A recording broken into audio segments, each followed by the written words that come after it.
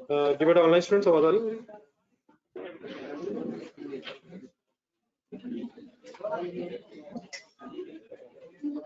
Online students please, आवाज आ रही है? अच्छा बेटा प्लीज काइंडली जरा कुछ पिछले क्वेश्चंस में से जो जो फाइनल होने रहते हैं जरा आपको भी पता चल जाए, मुझे भी जरा पता चल जाए।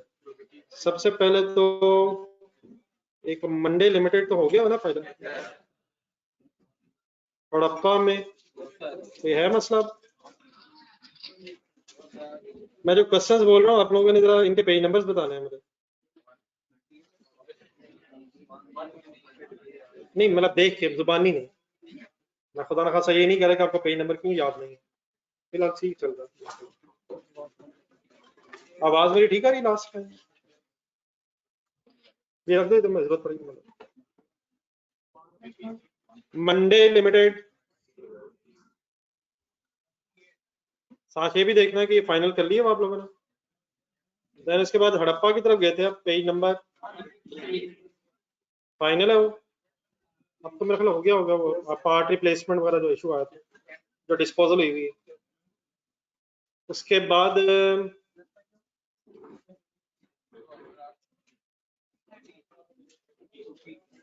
नहीं पहले जरा मुझे अल्फा बता दें। अल्फा जो लास्ट क्लास में मैंने वो जो एक्सचेंज ऑफ एसेट्स वाला था, वो जिसमें डिस्पोजल आई, एक्सचेंज आई, लेजर्स बनाने थे, कर लिया वो? ऑनलाइन स्टूडेंट्स सच बोल रहे हैं, सारे सच बोल रहे हैं, कुछ बोल ही नहीं रहे। कुछ नो बोल रहे हैं, बीच में मिक्स हो कि नो यस इकट्ठा आ रहा है। हल्का सा बोल रहे हैं नो ताकि ज्यादा डाइल्यूशन ना हो, यस ज्यादा रहे।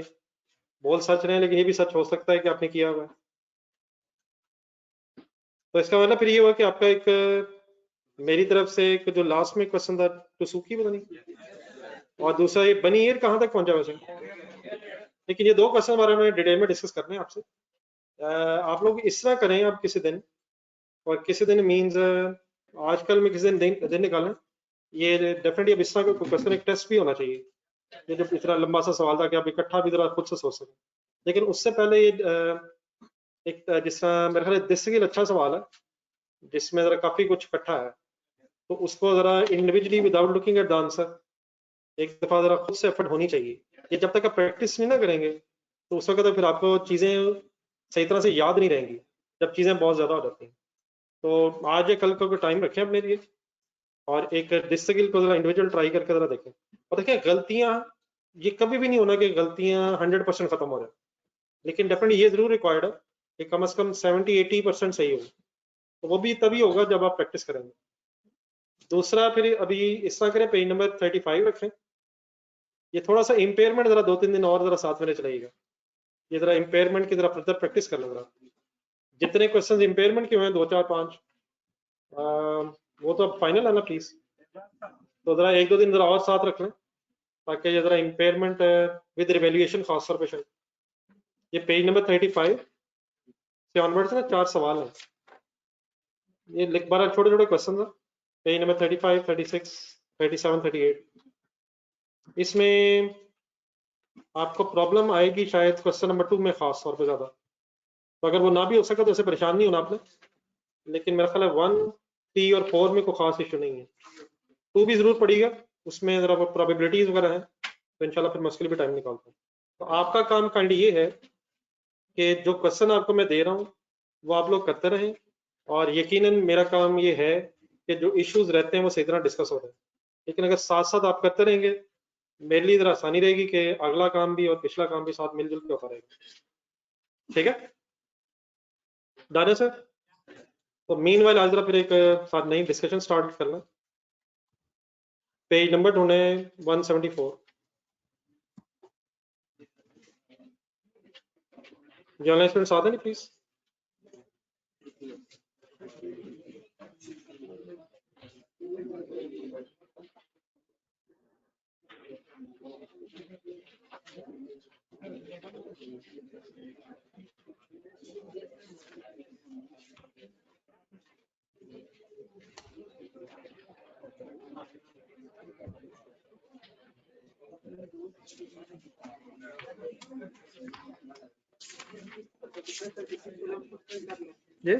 ये आप इंडिविजुअली कर सकते हैं, उसमें सिर्फ क्वेश्चन नंबर 2 में शायद थोड़ा सा मसला है, वो तो मैं डिस्कस कर लूँगा। क्वेश्चन नंबर 1, 3 और 4 तो मेरा ख्याल बिल्कुल ही ईजी है, लेकिन 2 में एक ट्राई करना, मुझे आइडिया है उसमें, जहाँ पे फंसेंगे वो फिर डिस्कस कर लेते हैं।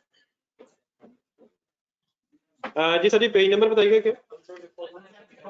पेज नंबर 174, और काइंडली बिल्कुल सीरियस हो जाए, पेन हाथ में पकड़ना है। ये जो डिस्कशन स्टार्ट हो रही है इसकी जरा थोड़ी सी थ्योरी मेरे साथ पहले डिस्कस कर लें।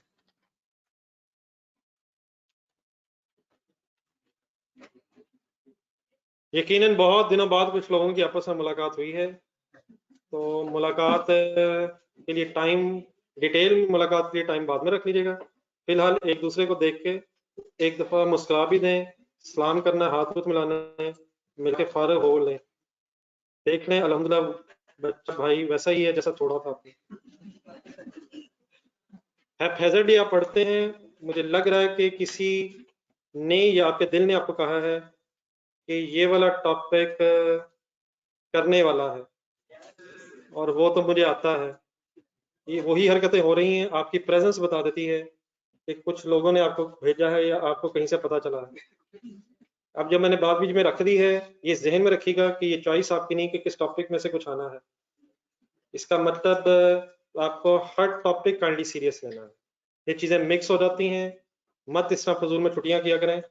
अब तो मेरा ख्याल है ये भी नहीं कहा जा सकता कुछ, लेकिन चलें कुछ तो कहा जा सकता है। इट्स नेवर टू लेट, कम से कम ये कह लेते हैं। चले सर, एक सीरियस डिस्कशन है, लेकिन हमारे इंशाल्लाह आप इंजॉय करेंगे, कोई बहुत मुश्किल चीज़ नहीं है। हमने जो चेंजेस इन इक्विटी पढ़ी हुई है, रेशियोज पढ़ी हुई हैं, शेयर्स की एक बहस हुई हुई है, चेंजेस इन इक्विटी के कॉलम्स बता दें कितने होते हैं, चंद कंपोनेंट्स बोल दें।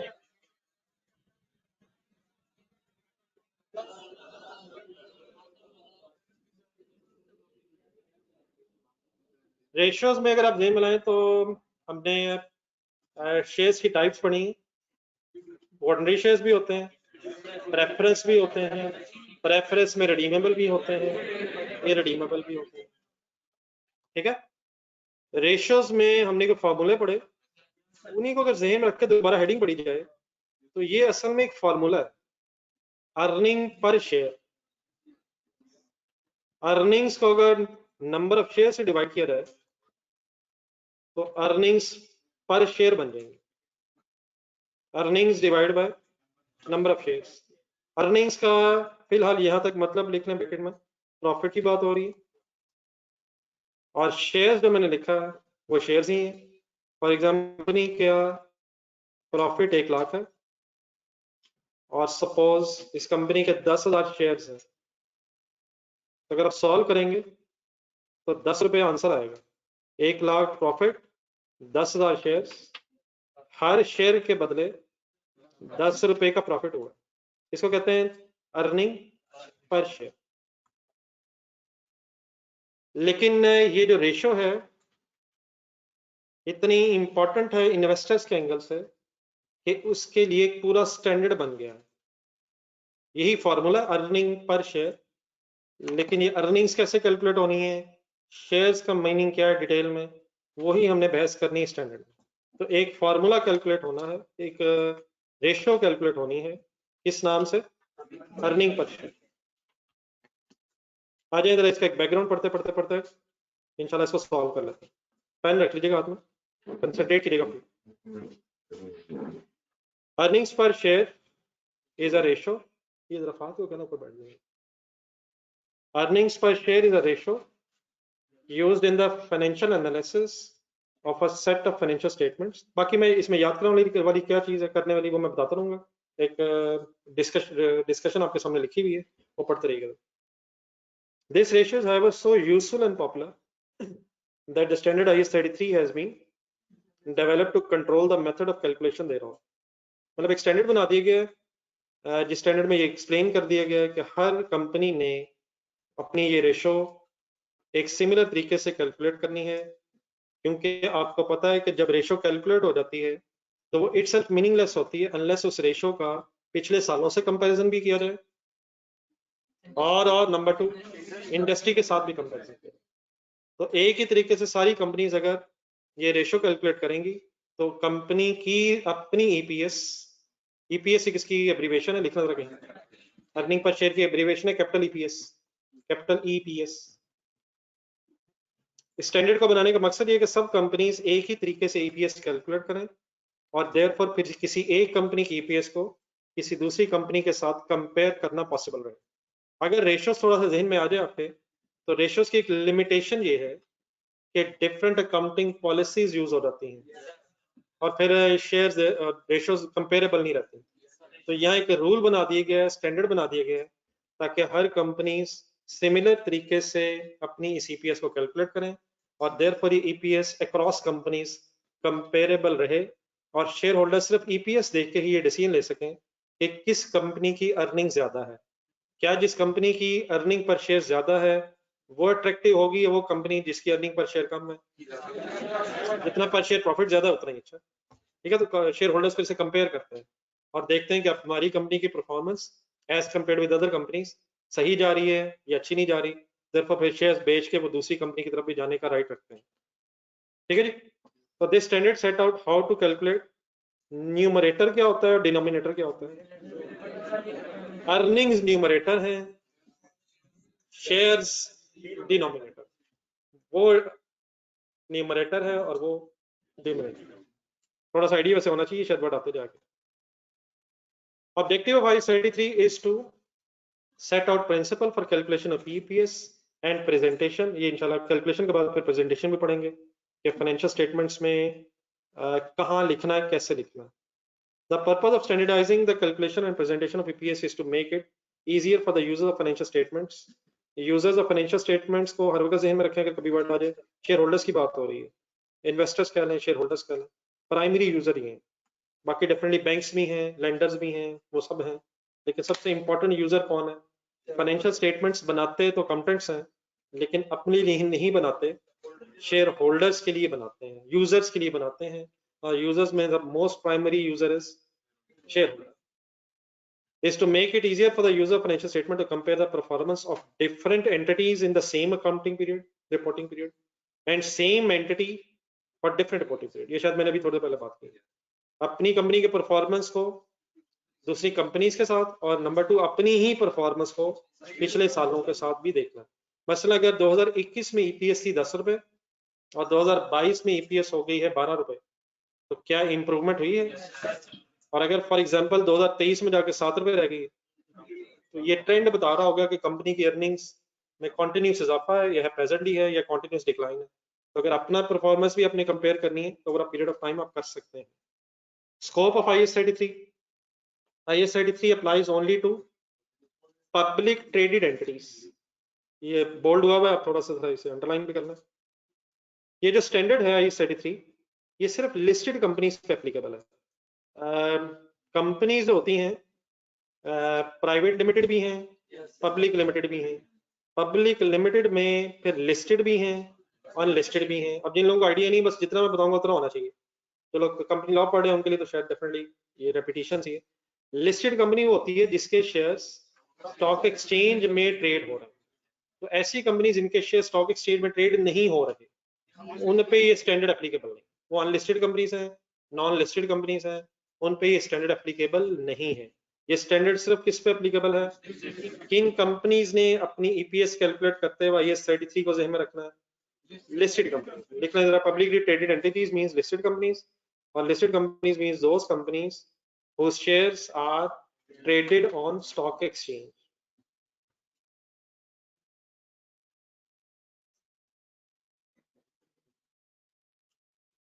जी, यहाँ तक कोई भी अभी ऐसी चीज नहीं सवाई इस लाइन के स्कोप ऑफ IAS 33 जिसमें आपको आइडिया होना चाहिए कि लिस्टेड कंपनीज पे एप्लीकेबल है, कोई याद करने वाली चीज नहीं है।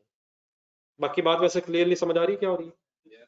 देन सर ये बीच में एक रेशो और आ गई है, price earning ratio and earnings पर share.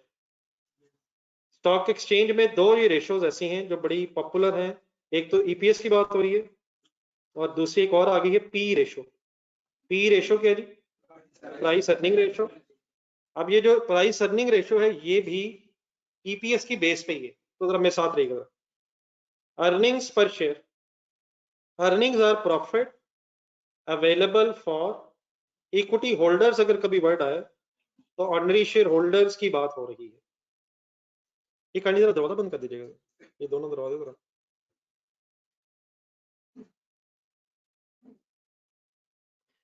Earnings are profit available for equity holders. Who are equity holders? Ordinary shareholders. Ratios का नॉलेज हमें हेल्प करेगा यहाँ बार बार। मैं कोशिश करूंगा कि थोड़ा थोड़ा रिवाइज भी करता रहूं, लेकिन थोड़ी सी कोशिश आपकी भी तरफ से भी रिक्वायर्ड होगी। रेशियोज इस वॉल्यूम में है नहीं, वरना अगर होती तो हम देख लेते, लेकिन हमारे जहन वाले वॉल्यूम में है तो हम कोशिश कर लेते। रेशियो एक है रिटर्न ऑन इक्विटी, नंबर की जरूरत नहीं है, रिटर्न ऑन इक्विटी।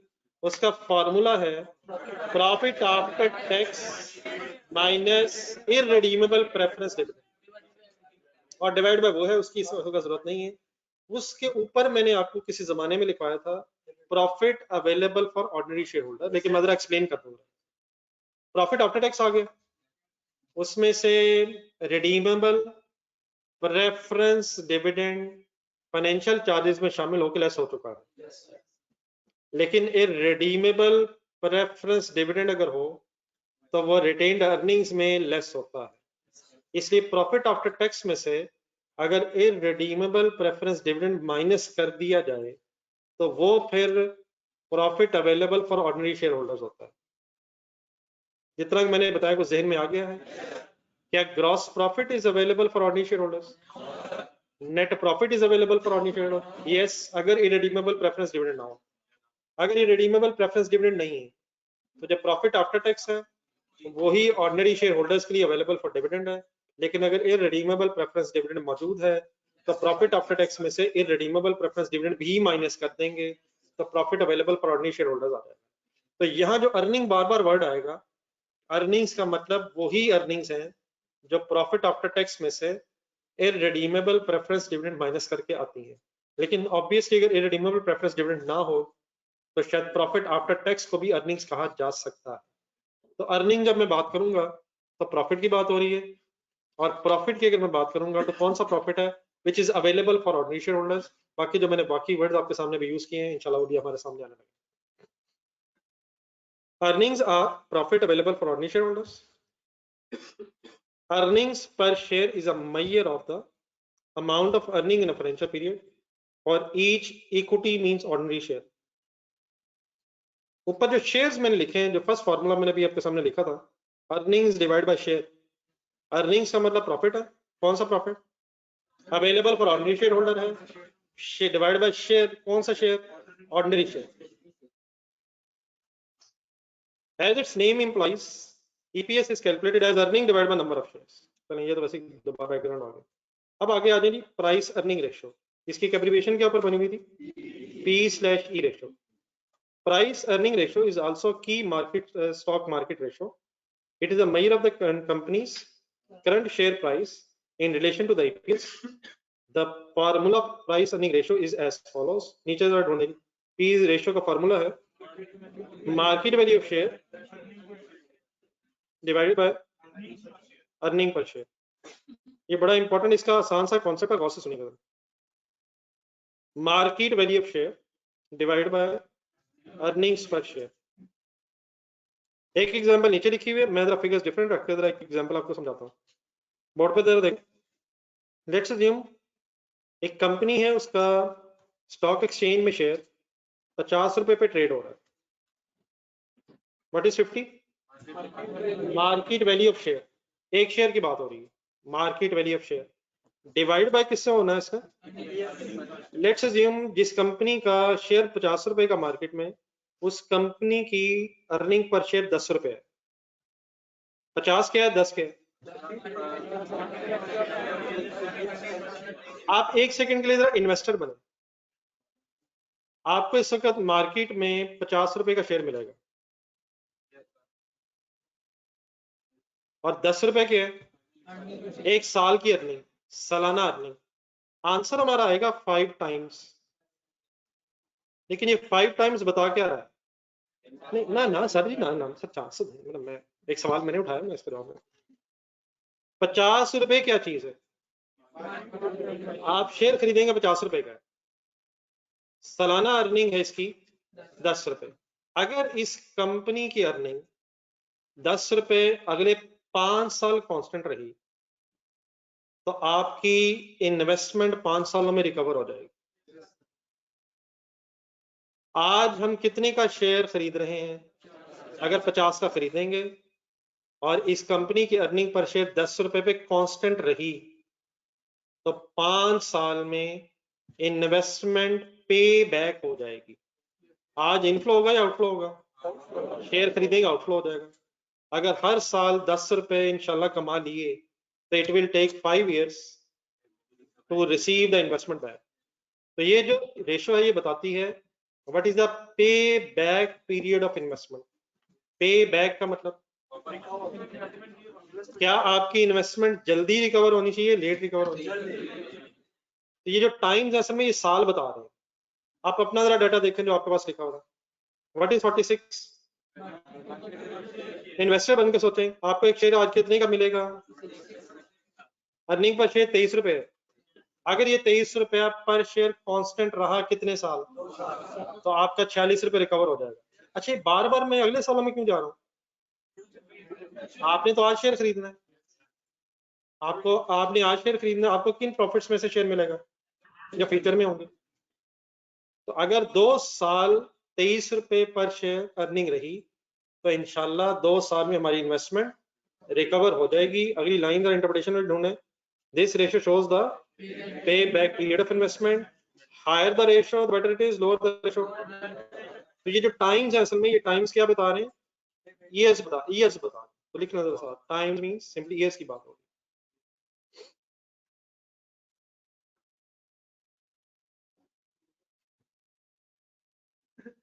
5 टाइम्स मतलब डेफिनेटली इसको इस समय देखा जा सकता है। Market values 5 times of EPS. ठीक है, 5 टाइम्स ऑफ ईपीएस का मतलब 5 इयर्स में आपकी इन्वेस्टमेंट इंशाल्लाह रिकवर हो जाएगी अगर ईपीएस कांस्टेंट रही। तो 2 times means 2 years of payback period and 5 times means so higher the better, lower the better. लिखे जरा ये भी words, lower the better.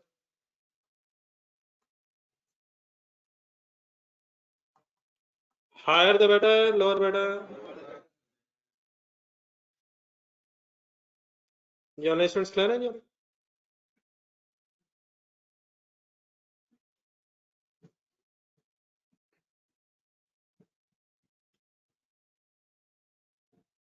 Individually एक नजर आप देखें, मैं फिर एक मिनट रुकता हूँ।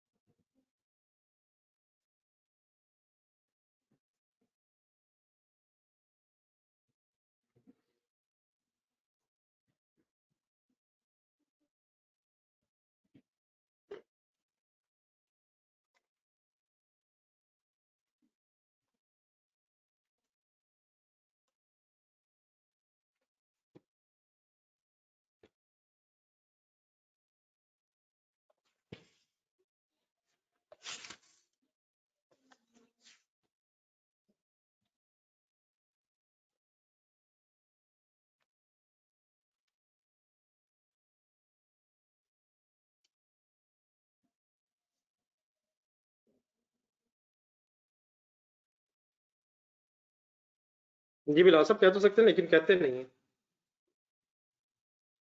तो सभी इससे प्राइस अर्निंग रेशियो का फार्मूला अगर market value divide by PS है, तो यहाँ से इस रेशियो की अगर इस रेशियो को गौर से देखा जाए तो ईपीएस अपनी जगह तो इंपॉर्टेंट है ही है। ईपीएस का अपना फार्मूला क्या है? अर्निंग डिवाइड बाई शेयर, उसकी अपनी इंपॉर्टेंस अपनी जगह है, लेकिन वही ईपीएस अगर सही होगी तो प्राइस अर्निंग रेशियो कैलकुलेट हो सकेगी, क्योंकि प्राइस अर्निंग रेशियो में भी क्या यूज होना है, तो ईपीएस का डबल बेनिफिट है, मींस स्टैंडर्डाइज अगर ये कैलकुलेट हो जाए तो दो जगह यूज है। एक तो ईपीएस खुद इंपॉर्टेंट चीज है, और नंबर टू उसकी बेस पे प्राइस अर्निंग रेशियो भी आनी है। तो देयरफॉर दोनों रेशियो सही होने के लिए ईपीएस का एक स्टैंडर्डाइज फार्मूला बनाया गया। ठीक है जी। और इस पेज से फाइनली एक प्राइस अर्निंग रेशियो का फार्मूला भी ज़हन में रहना चाहिए। क्या है जी फार्मूला बना? Market value divided by number EPS. ये बताता है क्या formula? Payback period. Payback period higher the better, lower the better. Last paragraph पढ़े, ये खुद से पढ़े।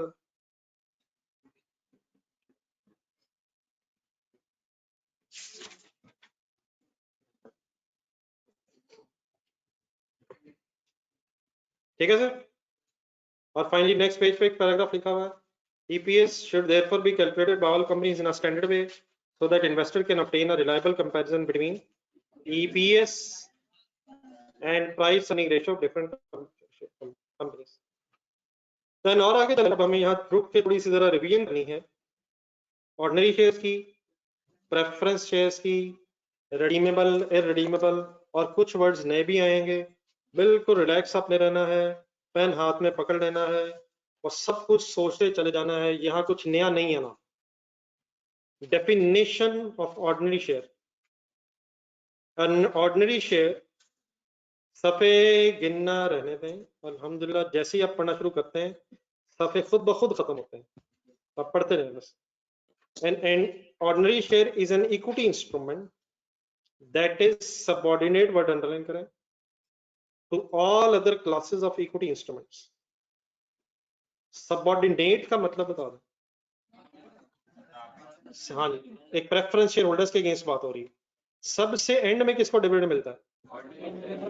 और अगर वाइंडिंग अप हो जाए तो कंपनी के एसेट्स बेच के लायबिलिटी सेटल करेंगे, फिर उसके बाद रिडीमेबल प्रेफरेंस शेयर होल्डर्स, फिर रिडीमेबल, आखिरकार अगर कुछ बचा तो ऑर्डिनरी शेयर होल्डर्स को डिविडेंड भी सबसे एंड में मिलेगा और अपने पैसे भी सबसे एंड पे ही वापस मिलेंगे अगर लिक्विडेशन हो गई।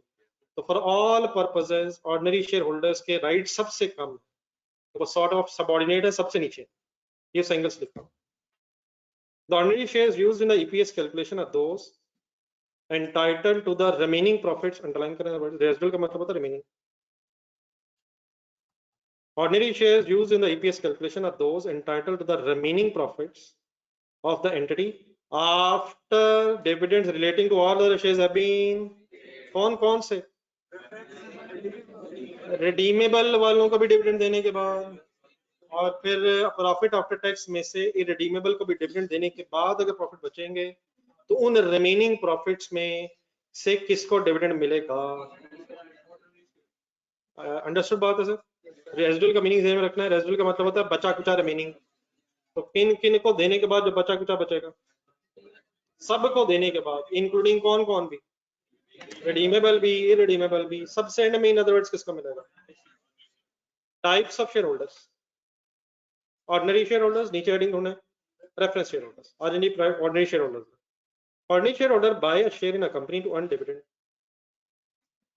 When this payment is considered prudent, हर साल ऑर्डिनरी डिविडेंड मिलता है, प्रॉफिट हो जाए तो लाजमी मिलता है, ना हर साल मिलता है, ना प्रॉफिट हो जाए तो हर साल मिलना जरूरी है। मैनेजमेंट डिक्लेयर करेगी फिर मिलेगा। मैनेजमेंट कब डिक्लेयर करेगी? जब वो उसे अक्लमंदी समझेगी। मैनेजमेंट उसे अक्लमंदी कब समझेगी? जब मैनेजमेंट समझेगी कि ये प्रॉफिट रखना जरूरी नहीं है, डिस्ट्रीब्यूट कर देना बेहतर है। तो प्रूडेंट एक वर्ड आया, जब मैनेजमेंट समझेगी कि अक्लमंदी का तकाजा ये है कि डिविडेंड दे दिया जाए प्रॉफिट में से तो दे देगी, वरना मैनेजमेंट अगर अक्लमंदी से समझेगी कि ये पैसे अभी बिजनेस में ही रख लिए जाए ताकि और एक्सपेंशन हो जाए, इंशाल्लाह अगली दफा कभी डिविडेंड मिल जाएगा, तो ये भी हो सकता है। तो किसकी अक्लमंदी पे डिपेंड करेगा? मैनेजमेंट की अक्लमंदी। प्रूडेंट एक है, मैं उसको एक्सप्लेन कर रहा हूँ बार बार। क्या हर साल डिविडेंड जरूरी है? क्या प्रॉफिट हो जाए जरूरी है? तब भी नहीं है। हाँ, डिक्लेयर हो जाए फिर लायबिलिटी बन जाता है कंपनी की, क्योंकि फिर नहीं पेमेंट करेंगे तो उसकी पेनल्टीज भी है। एंट्री डिविडेंड की किस दिन होती है? जब डिक्लेयर हो जाता है। क्या एंट्री होती है? फिर वो पेएबल होता है। अच्छा, मैं सिर्फ डिविडेंड वर्ड बोलूं तो I am talking about ordinary dividend.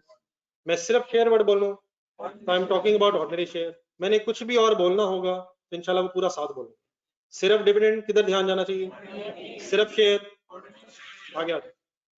Ordinary share holder buy, दोबारा फर्स्ट लाइन से, buy a share in a company to earn dividend and for capital growth. Dividend भी अंडरलाइन करें, कैपिटल ग्रोथ। देखिए, अगर आप stock exchange जाके एक share 70 रुपए का फॉर एग्जांपल खरीदते हैं, किसी कंपनी का शेयर 70 रुपीज का आपने परचेज किया, तो अब आपकी दो ख्वाहिशात होंगी। नंबर एक, रेगुलरली डिविडेंड मिले, इंटरम भी मिले, फाइनल भी मिले, कैश भी मिले, बोनस भी मिले। एक तो ख्वाहिशात आपकी डिविडेंड से रिलेटेड होंगी। नंबर टू, आपकी ये भी ख्वाहिश होगी कि जो मैंने 70 रुपए का शेयर लिया है, ये अब इसकी प्राइस बढ़ना शुरू हो जाए। उसका आपको क्या फायदा? सपोज 200 पहुंच गए, 70 पे लिया, 200 पहुंच गए, 130 रुपए का जो इजाफा, इसे कहते हैं कैपिटल गेन, कैपिटल ग्रोथ। तो आपकी दो ख्वाहिशात होंगी, एक तो डिविडेंड से कमाई हो, और नंबर दो कैपिटल गेन। वर्ड लिख लें, मेरा ख्याल है ये आपने सुना होगा कहीं। अकाउंटिंग के अलावा हमने सब कुछ आपने सुना है। कैपिटल गेन्स क्या होता है? Capital gain increase market value, market value बढ़ने से जो फायदा हासिल हो रहा है। लेकिन क्या कैपिटल लॉस भी हो सकता है? लेकिन ख्वाहिश यही होगी कि गेन हो, बाकी नसीब अपने अपने। नहीं, ऐसे ही है। These dividends fluctuate annually depending on profits and available cash resources. क्या ऑर्डिनरी डिविडेंड फिक्स होता है? फिक्स होता है, वेरिएबल होता है। ये सही वर्ड भाई के ज़हन में है। क्या प्रेफरेंस शेयर्स फिक्स होता है? प्रेफरेंस डिविडेंड फिक्स होता है, वो चाहे रिडीमेबल हो, इरिडीमेबल हो, फिक्स होता है। लेकिन ऑर्डिनरी डिविडेंड, अगर प्रॉफिट्स अच्छे हैं ज्यादा भी रेट हो सकता है, प्रॉफिट्स नहीं है तो जीरो भी हो सकता है, और प्रॉफिट्स अगर कम है तो रेट थोड़ा भी हो सकता है। फ्लक्चुएट वर्ड अंडरलाइन करना। किसका डिविडेंड फ्लक्चुएट करता रहेगा?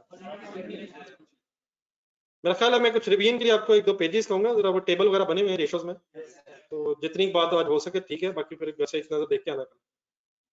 These dividends fluctuate annually depending on profits and available cash resources, etc. As the term ordinary preference implies, ordinary shareholders have fewer rights than the preference shareholders. By way of illustration, assume that a company with both preference and ordinary shareholders is liquidated. Word ध्यान में रखना चाहिए। Wind up का मतलब भी ध्यान में रखना चाहिए। कंपनी बंद हो रही है। The preference shareholders will have their capital return first, and if only there are sufficient funds left over, will the ordinary shareholders have their capital paid out? I hope कि वही बात थोड़ी देर पहले हुई है। पढ़ लेना फिर।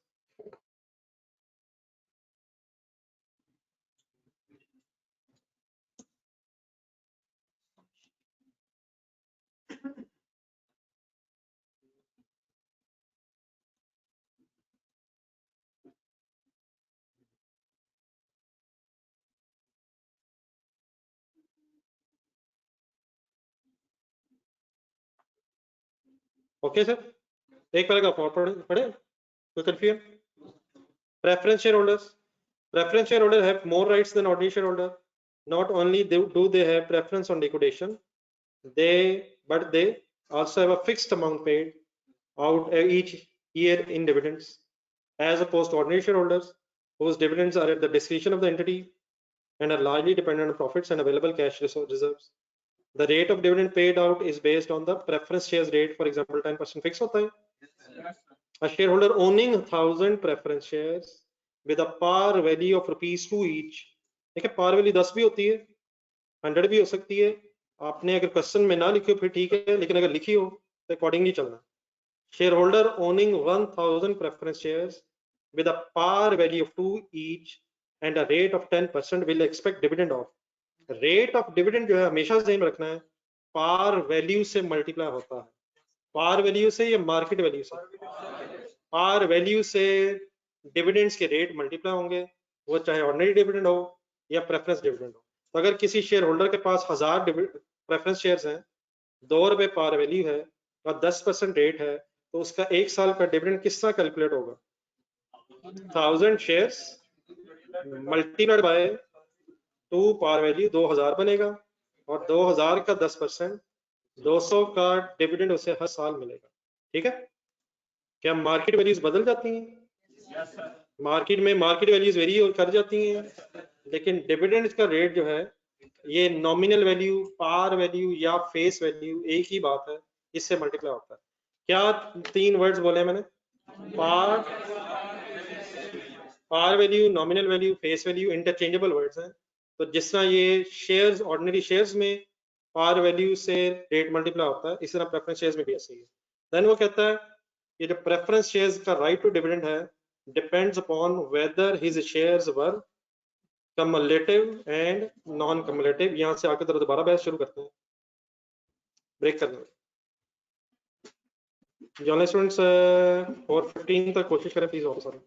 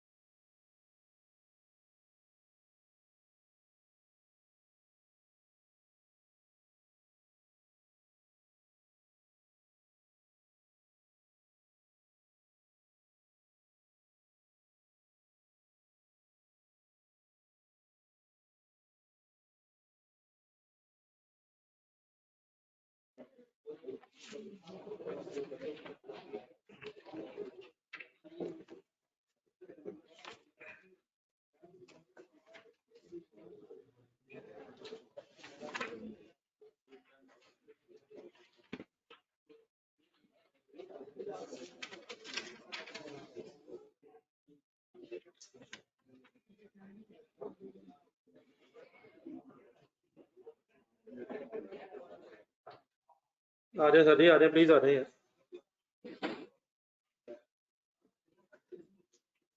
ये बड़ा ऑनलाइन स्टूडेंट्स आ गए वापस।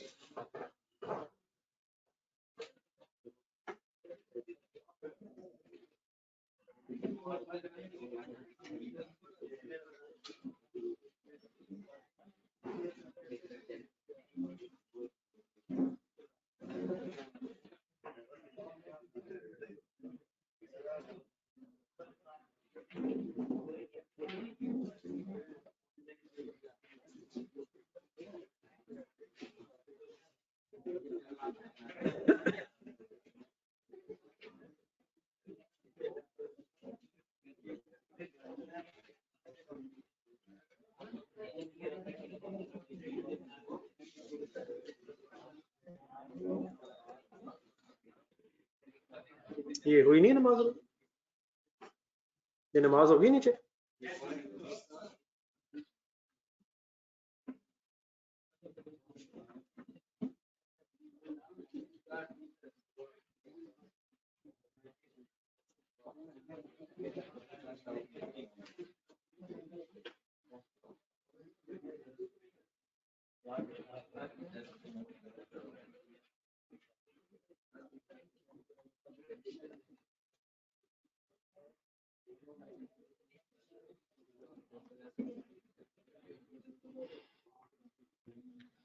संडे का दिन सही यूटिलाइज होता था सर पढ़ाई के लिए?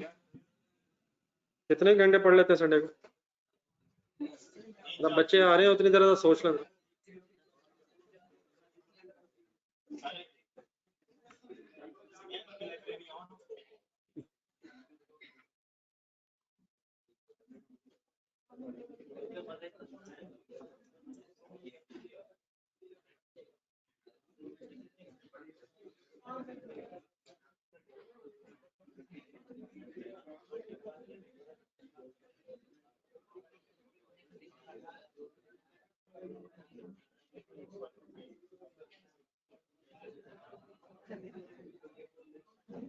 ये नुमान साहब कह रहे हैं कि हर संडे डिफरेंट होता है, कभी 25 घंटे, कभी 30 घंटे।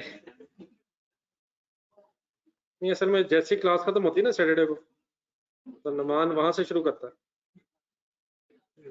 5-6 घंटे सो लेता है, बाकी अल्हम्दुलिल्लाह यूटिलाइज कर लेता है।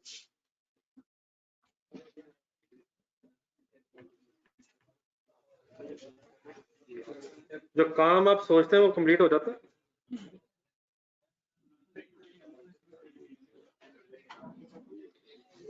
चले सर जी, प्रेफरेंस शेयर्स की बात हो रही है। प्रेफरेंस शेयर्स की एक क्लासिफिकेशन आपको पहले पता है, रिडीमेबल और इररिडीमेबल। एक तरह से क्लासिफिकेशन और सामने आ गई है, प्रेफरेंस शेयर्स कम्युलेटिव और नॉन कम्युलेटिव भी होते हैं। प्रेफरेंस शेयर्स की कौन सी क्लासिफिकेशन आपको पहले पता है? हर वक्त इन्वॉल्व रहना जरूरी है, लेकिन आज एक नई क्लासिफिकेशन आपके सामने आ रही है। कुछ प्रेफरेंस शेयर्स ऐसे होते हैं जिनका अगर करंट अकाउंटिंग पीरियड में डिविडेंड इनसफिशिएंट प्रॉफिट्स होने की वजह से ना दिया जा सके तो अगले सालों में देना पड़ता है। अगर करंट ईयर में किसी वजह से किसी प्रेफरेंस शेयर का डिविडेंड नहीं दिया जा सका, नॉर्मली के प्रॉफिट्स कम है और अगले सालों में पिछला भी मिलना है, तो फिर ऐसे प्रेफरेंस शेयर्स कहलाते हैं कम्युलेटिव प्रेफरेंस शेयर्स। लेकिन नॉन कम्युलेटिव का मतलब ये होगा कि अगर किसी साल डिविडेंड नहीं दिया जा सका तो वो वाला साल बस खत्म हो गया, अब नेक्स्ट ईयर्स में ही देखेंगे, अगर प्रॉफिट होंगे तो अगला डिविडेंड मिलेगा। अगर पिछला मिलना ही मिलना है चाहे अगले सालों में मिले तो कम्युलेटिव प्रेफरेंस शेयर्स होंगे विद रिस्पेक्ट टू डिविडेंड, और अगर पिछला नहीं मिला तो बस बात खत्म हो गई, बस अगला ही मिलेगा अगर मिलेगा तो वो नॉन कम्युलेटिव प्रेफरेंस शेयर्स होंगे। अब वो बाकी क्लासिफिकेशन बाद में बीच में इकट्ठी कर लेते हैं। यहाँ तक जो मैंने वर्ड्स बोले इनको जरा इंग्लिश में पढ़ लेना। Cumulative preference shares indicate that if a dividend was not paid out in a particular year, perhaps due to insufficient funds, these area dividends समझ नहीं, पुराना डिविडेंड, पिछला डिविडेंड, पिछला रहता हुआ डिविडेंड, बकाया डिविडेंड। अब ये समटाइम वो प्रेजेंट वैल्यू में वर्ड जब आता है फिर थोड़ा सा मीनिंग डिफरेंट होता था, end of the period, beginning of period. लेकिन यहाँ एरियस डिविडेंड का मतलब बकाया डिविडेंड, पुराना बकाया जो रह गया था। must be paid out in the future to the holders of these shares when funds become available. No dividend may be paid out to the ordinary shareholders until the earlier preference dividends have been paid. फिर ordinary shareholders को कब मिलेगा? पिछला भी मिल जाए, अगला भी मिल जाए, फिर कहीं जाकर ordinary shareholders की बात आएगी अगर cumulative preference shares है।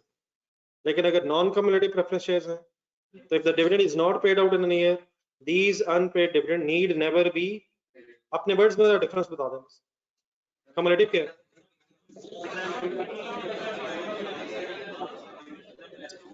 अच्छा अगर इस साल मिल गया है और कम्युलेटिव है तो अगले साल पिछला नहीं दोबारा मिलना, मतलब इस साल मिल गया है अगले साल अगला मिल जाएगा। लेकिन किसी वजह से अगर पिछला रह भी गया तो वो भी अगलों में मिलेगा। और अगर नॉन कम्युलेटिव है,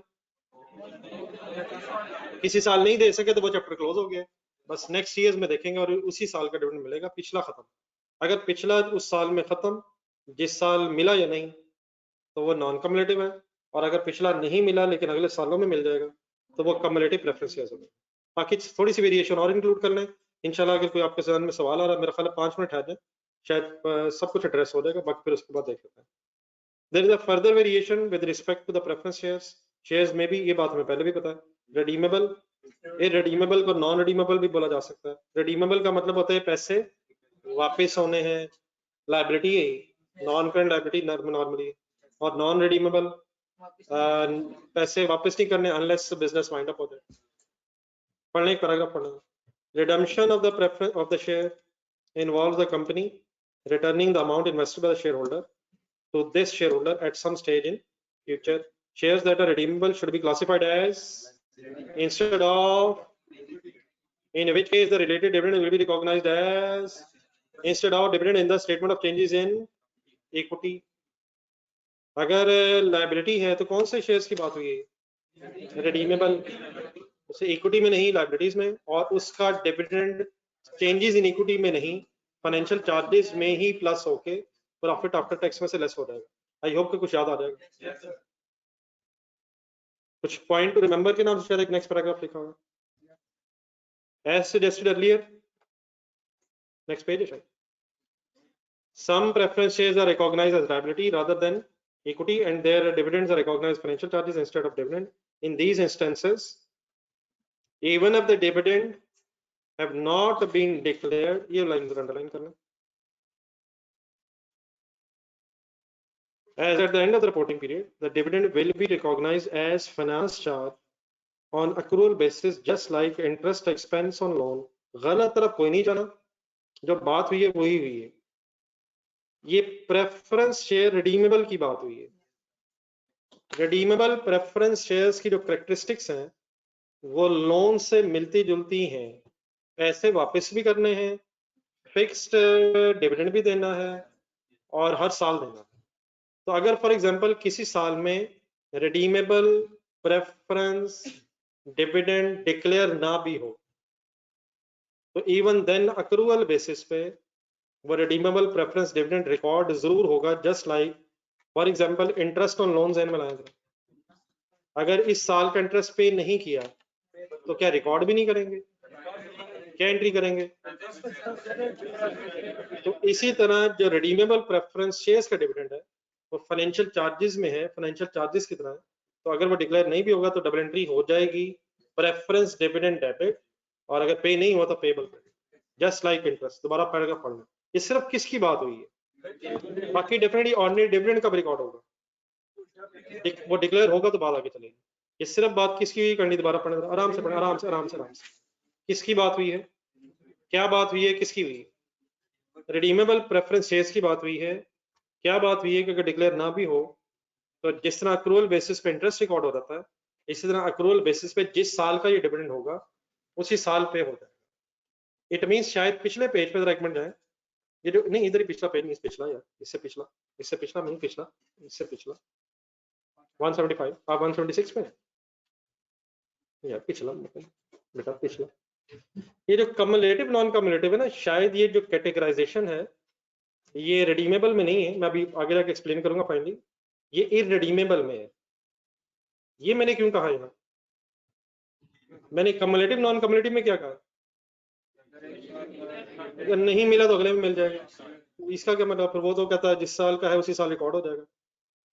तो ये रिडीमेबल प्रेफरेंस डिविडेंड है, वो फिर इररिडीमेबल की शायद फर्दर क्लासिफिकेशन है, तो उनको भी मिक्स ना होने दीजिएगा, अलग अलग बता दें। ये पॉइंट रिमेंबर में किस डिविडेंड की बात हुई है, ये लिखना जरा साथ, कई वर्ड अपने हाथ से लिखना, रिडीमेबल प्रेफरेंस डिविडेंड।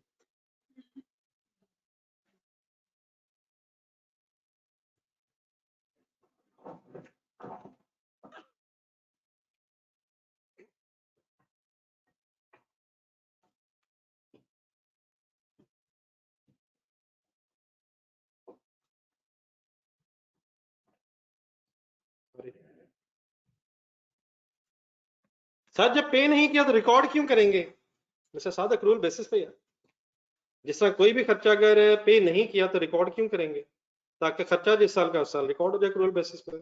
अगर रिसीव नहीं पैसे किए तो रिकॉर्ड क्यों करेंगे इनकम, क्योंकि इनकम होगी, तो इनकम जब होगी उसे रिकॉर्ड कर लिया जाता है, पैसे नहीं मिले तो रिसीवेबल हो जाएगा। तो क्योंकि इनकम और एक्सपेंस को एक्रूअल बेसिस पे रिकॉर्ड किया जाता है, इसलिए एक्सपेंस होना मैटर करता है और इनकम होना मैटर करता है, ये नहीं कि पैसे चले गए या पैसे रिसीव हो गए। तो just like that accrual concept से आपका ये जो डिविडेंड है फाइनेंशियल चार्जेस में रिकॉर्ड हो रहा है। ठीक हो गया यहाँ तक, सही है सर। देन सर अब आहिस्ता आहिस्ता आगे जिधर हमने आज पढ़ना पहुंचना था, there are two types of EPS, डरे बगैर वर्ड्स पढ़े, बेसिक डाइल्यूटेड,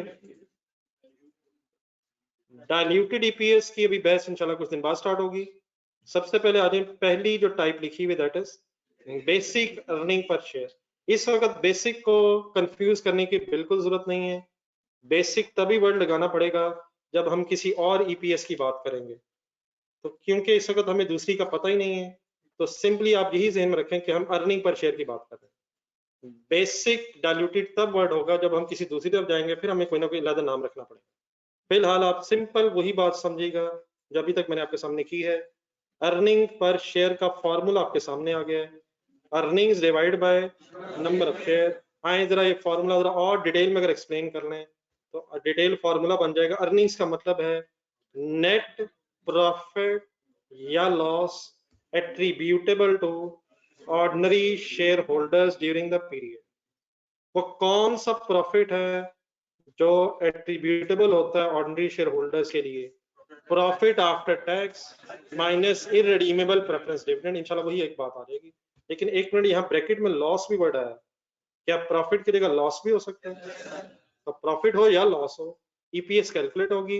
अगर प्रॉफिट है तो पॉजिटिव अर्निंग पर शेयर आ जाएंगी, और अगर लॉस है तो नेगेटिव अर्निंग पर शेयर का मतलब लॉस पर शेयर कैलकुलेट हो जाएगा। तो प्रॉफिट हो या लॉस हो, स्टार्टिंग पॉइंट होगा प्रॉफिट या loss attributable to ordinary share holders, और डिवाइड बाय करना है weighted average number of ordinary shares in issue during the period.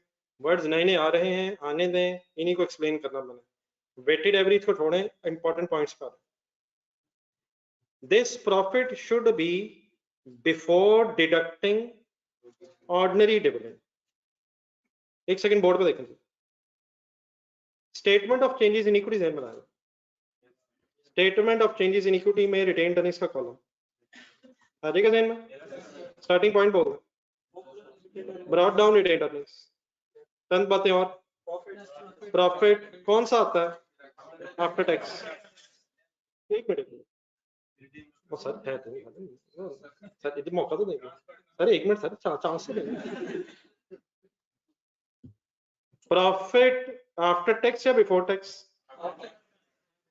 एक मिनट टैक्स हम ओपनिंग रिटेन्ड अर्निंग्स 100 है, प्रॉफिट आफ्टर टैक्स 80 है। क्या इस प्रॉफिट आफ्टर टैक्स के अंदर से फाइनेंशियल चार्जेस में प्रेफरेंस डिविडेंड माइनस हो चुका है? कौन सा वाला, रिडीमेबल वाला माइनस हो चुका है। अगर इररिडीमेबल प्रेफरेंस शेयर्स नहीं है तो यही profit attributable for ordinary share holder. लेकिन अगर है तो let's assume interim redeemable preference dividend, preference shares का प्रेफरेंस डिविडेंड बताया है, ये रिडीमेबल आएगा या रिडीमेबल आएगा? तो रिडीमेबल भी तो आएगा यार, वो आ गया होगा, आ गया होगा। तो लेट्स अज्यूम ये 20 की फिगर है, लेस हो जाएगा। आप बताएं 80 is profit attributable for ordinary share holders या 60? 60। लेकिन एक चीज और होगा, सपोज ऑर्डिनरी डिविडेंड ही है, ऑर्डिनरी डिविडेंड भी यही आता है, सर ऑर्डिनरी डिविडेंड भी यही आता है, इंटरम भी हो सकता है, फाइनल भी आता है, इधर ही है, इसी में आता है। Let's assume ordinary dividend is 15. What is 80? Profit after tax, a redeemable preference dividend 20 and ordinary dividend 15. आप बताएं profit available for ordinary share holders के? ये जुल्म है, बस ये नहीं करना जो आपने किया। 80 minus 20, 60 is the profit attributable for ordinary shareholders. उसमें से ये 15 भी माइनस कर दें। इस 15 माइनस से पहले जब फिगर आएगी बस वो लेनी है, कौन सा डिविडेंड माइनस ना हो और कौन से सारे हो गए हो, सवाए ऑर्डिनरी डिविडेंड माइनस करने के बाकी सब कुछ माइनस हो चुका होना चाहिए। ये ज़हन में रख के अब जरा इंपॉर्टेंट पॉइंट में से पहला पॉइंट पढ़ो, this profit should be before deducting what and definitely deducting what and what, redeemable भी और रिडीमेबल। रिडीमेबल बार लेस होके ही आएगा, और कहां से लेस होके आएगा? सोचते जाए, बोल ही जाए, रेस्ट नहीं करें। प्रॉफिट एंड लॉस स्टेटमेंट में से लेस होके ही आएगा, और अगर इरेडीमेबल डिविडेंड भी है उसको भी माइनस करने के बाद 60 is profit attributable for ordinary share holder. Ordinary dividend भी लेस नहीं करना, उससे पहले ही प्रॉफिट अवेलेबल है ना। इन the event, second point, the entity reports a loss instead of profit, the earning per share simply will be reported as a negative figure. मतलब for example board पे देखें, लॉस आया 5 लाख, कैसे लिखूंगा मैं? ब्रैकेट लगा दूंगा, divide by number of share 10,000, calculator पर अगर सॉल्व भी करेंगे आप तो -50 आ जाएगा। What is the meaning -50? Loss पर शेयर, तो प्रॉफिट पर शेयर भी डिस्क्लोज होना, और अगर लॉस पर शेयर है तो वो भी डिस्क्लोज होगा।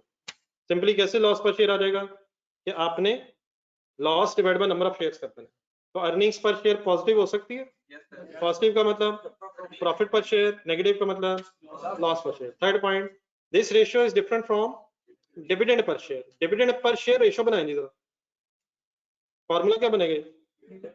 Dividend divide by number of shares. जिस तरह अर्निंग्स पर शेयर का फॉर्मूला क्या है? कंसंट्रेशन से मेरे वर्ड्स नहीं कर रहा, क्या ये हो सकता है अर्निंग्स की अमाउंट डिफरेंट हो, मींस प्रॉफिट की अमाउंट डिफरेंट हो और डिविडेंड की अमाउंट डिफरेंट हो? क्या सेम भी हो सकती है? क्या अर्निंग्स की अमाउंट डिविडेंड के बराबर हो सकती है? हो सकती है अगर सारा profit as a dividend declare हो जाए, लेकिन ये रेयर चांस है। नॉर्मली किस और किस में फर्क होता है? प्रॉफिट और होता है, डिविडेंड और, कुछ ना कुछ प्रॉफिट रिटेन भी रखा जाता है।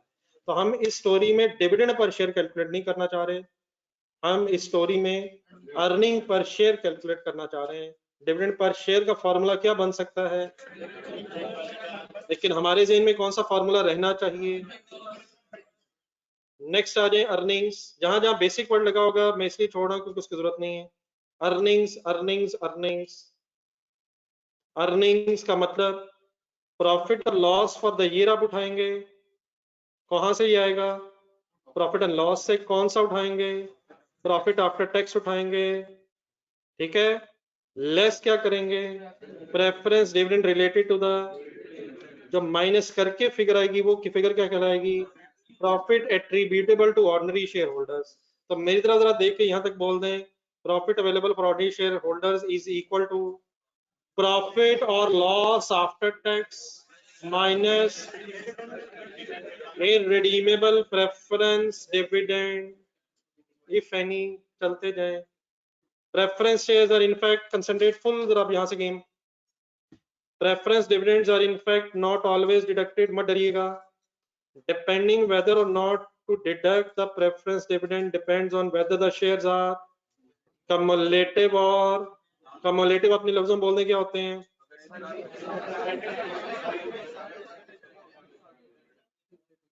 और नॉन कम्युलेटिव क्या होते हैं?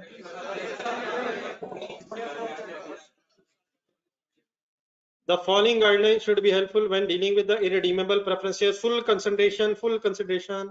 Redeemable की बात होने लगी, irredeemable की, और redeemable में cumulative की भी बात होने लगी है और नॉन कम्युलेटिव की भी। irredeemable में दोनों की बात होने लगी है। कौन से दोनों की?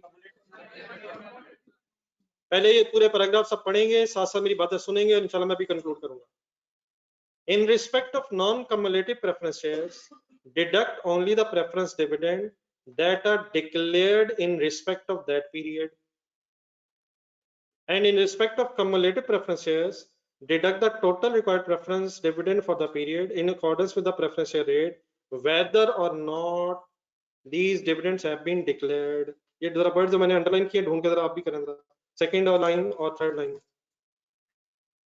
नॉन कम्युलेटिव के लिए वो कह रहा है डिडक्ट तभी करें जब डिक्लेयर हुआ है, और अगर कम्युलेटिव है तो डिडक्ट करें चाहे डिक्लेयर हुआ है चाहे नहीं हुआ है। क्यों कह रहा है, क्या कह रहा है, अभी बात करते हैं। ऑनलाइन स्टूडेंट्स प्लीज यहाँ तक साथ है। नहीं पहले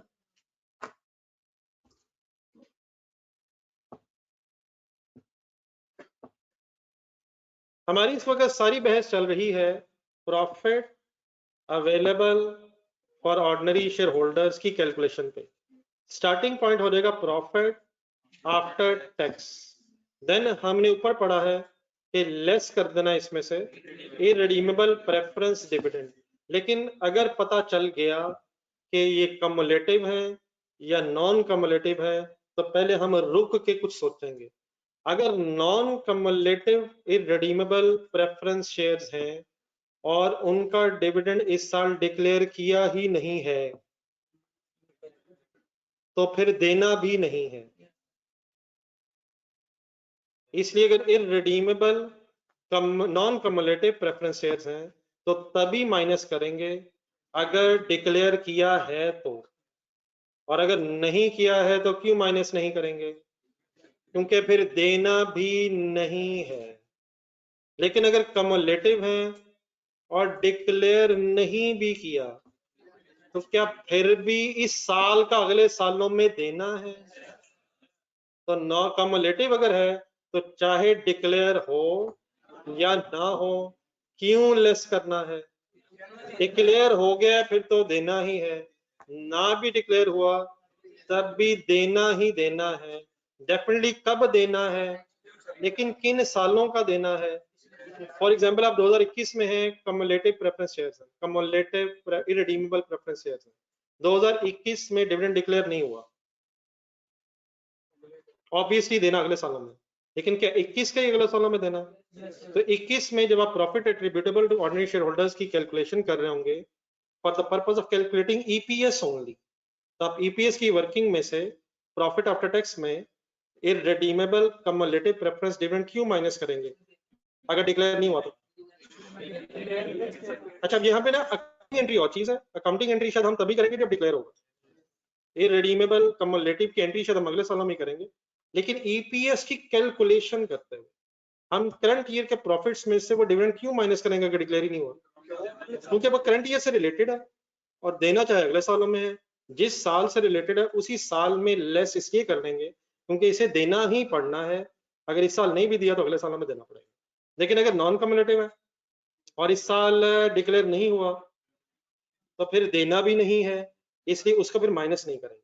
दोबारा कंसंट्रेशन से जरा लॉजिकली सोच लें, अगर irredeemable non cumulative preference dividend है तो डिक्लेयर नहीं हुआ तो माइनस नहीं करेंगे। लेकिन अगर कम्युलेटिव इररिडीमेबल प्रेफरेंस शेयर्स हैं तो डिक्लेयर हो जाए तो वेल एंड गुड, लेस करेंगे। डिक्लेयर ना भी हो तब भी क्यों लेस करेंगे? क्योंकि इस साल का देना ही पड़ेगा।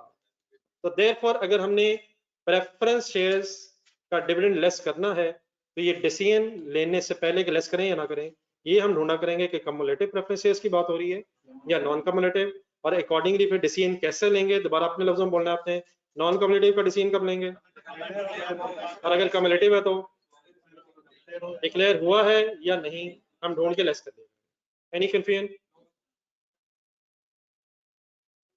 जी ऑनलाइन स्टूडेंट्स को अब यहाँ तक कोई कंफ्यूजन रह गई हो, आप लोग जरा इंडिविजुअली पढ़ लें, अगर आपके जहन में भी कोई क्वेश्चन आ जाए तो जरूर उसको एड्रेस होना चाहिए।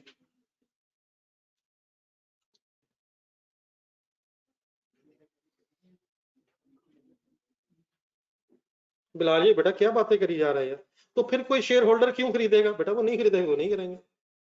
तो फिर कोई शेयर होल्डर क्यों खरीदेगा बेटा, अगर नहीं खरीदा होगा तो अल्हम्दुलिल्लाह कर देंगे, और अगर किसी शेयर होल्डर ने खरीद ही लिया तो हम ये नहीं उसे कहेंगे भाईजान आपने क्यों खरीदा है, हम एडजस्टमेंट कर देंगे। यार ये कमाल होगी बेटा, अब ये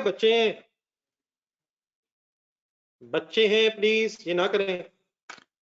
वो क्यों खरीदेगा इंशाल्लाह उससे पूछ लेंगे बाद में, लेकिन पेपरों के बाद, ठीक है बिलाल। तो आई होप कि जो असल बात हो रही है उसमें इशू नहीं है। माय डियर इसी पे फोकस रखा करें यार, बाकी दुनिया की समझ इंशाल्लाह ऐसा सबको लग जानी है।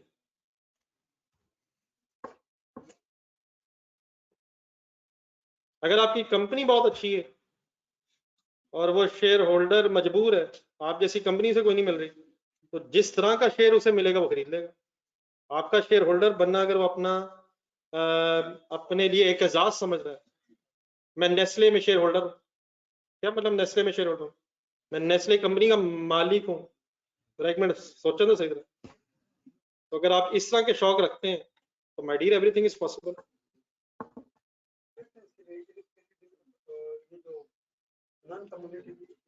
सॉरी नहीं, अब ये depending on the agreement with the share holders. Cumulative, अब देखिए ना जब कंपनी ने पैसे लेने लोगों से तो टर्म्स एंड कंडीशंस डिसाइड होंगे।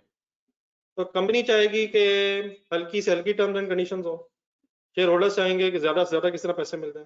तो जो म्यूचुअली एग्रीमेंट हो जाएगा उसकी बेस पे ये वाला भी हो सकता है। तो ये तो डिपेंड करेगा एग्रीमेंट कैसे हुआ है, कोई लोग माने हैं क्यों माने हैं, ये तो उन पे डिपेंड करेगा।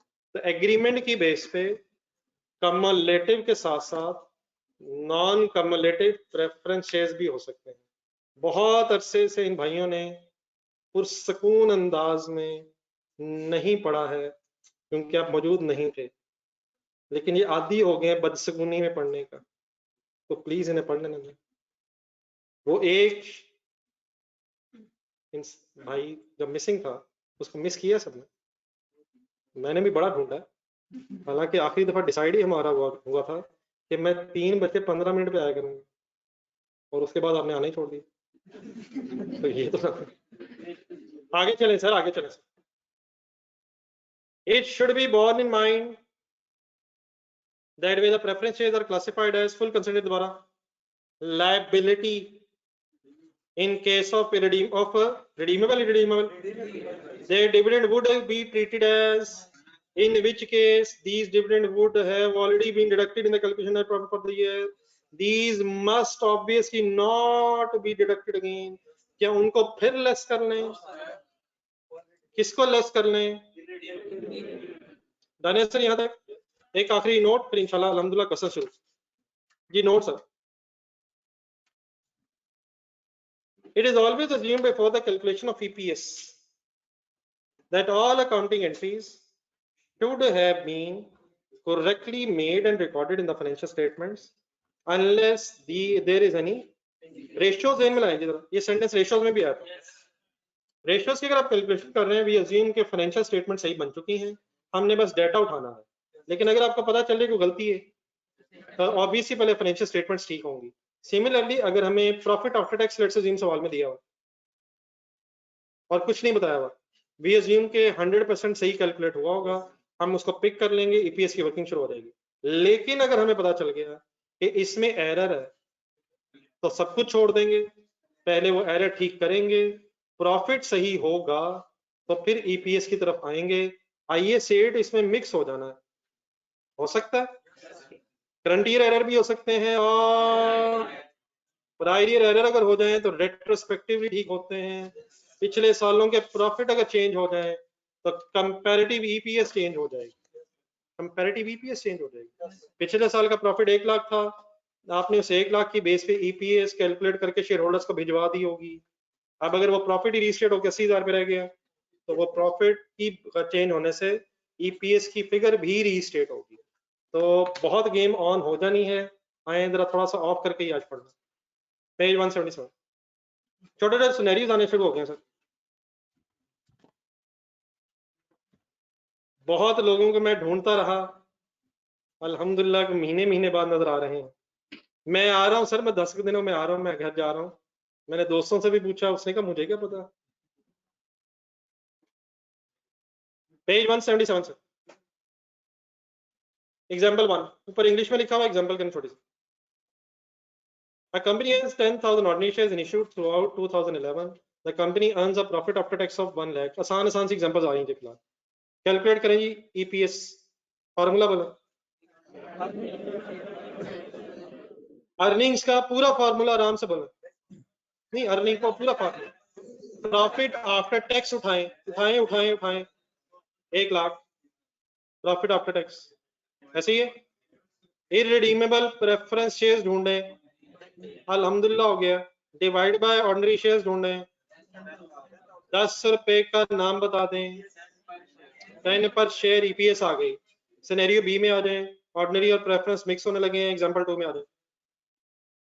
A company has 10,000 ordinary shares and 10,000 underline करें, नॉन कम्युलेटिव, नॉन रिडीमेबल का मतलब बता दें, irredeemable, non cumulative, irredeemable, 10% rupees two each का मतलब बता दें, टू ईच का मतलब बता दें, par value, preference shares in issue throughout 2011. Company earns a profit after tax of 1 lakh. Company declared the full 2011 dividend owing to the preference shareholders. EPS की working शुरू करा दें, प्रॉफिट आफ्टर टैक्स बता दें, प्लीज बता दें, irredeemable preference shares ढूंढें, non cumulative है यार, डिविडेंड डिक्लेयर तो नहीं हो गया यार, डिविडेंड की अमाउंट की वर्किंग करा दें, ढूंढे ढूंढे ढूंढे ढूंढे, 10,000 क्या था, non cumulative non redeemable rupee two each preference shares, ये शेयर्स नहीं अमाउंट है। हिम्मत हिम्मत जवानों, 10,000 10,000 10,000, कौन सा 10,000 उठा रहा हूँ, ऑर्डिनरी भी उतनी ही है, 10,000 शेयर्स प्रेफरेंस शेयर्स, शेयर्स हैं, डिविडेंड का रेट मल्टीप्लाई होना है नॉमिनल वैल्यू ऑफ शेयर से, पहले क्या करूं, मल्टीप्लाई बाय 2 मल्टीप्लाई बाय 10%, 2,000 का मीनिंग बता दें, इररिडीमेबल प्रेफरेंस डिविडेंड माइनस क्यों किया मैंने, ये तो नॉन कम्युलेटिव है, क्या डिक्लेयर तो नहीं हो गया है, डिवाइड बाय 10,000, अपने हाथ से सारी वर्किंग्स लिखें इर्द गिर्द और 9.8 पर शेयर आंसर निकालो।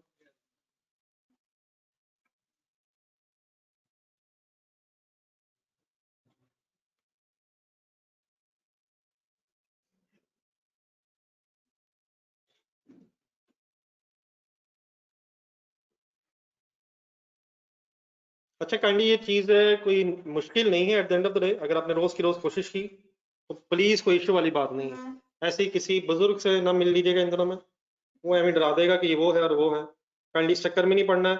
अगर आप साथ साथ चलेंगे तो इंशाल्लाह ये कुछ भी नहीं है। और अगर कोई पूछे आजकल कौन सा टॉपिक चल रहा है तो आपने आराम से कह देना है कि आजकल छुट्टियां,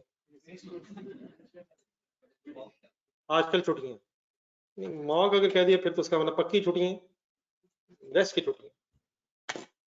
वैसे भी शायद विंटर कैंप लगा हुआ, एंजॉय करते हैं पढ़ाई को, इसलिए आपने छुट्टियां की नहीं।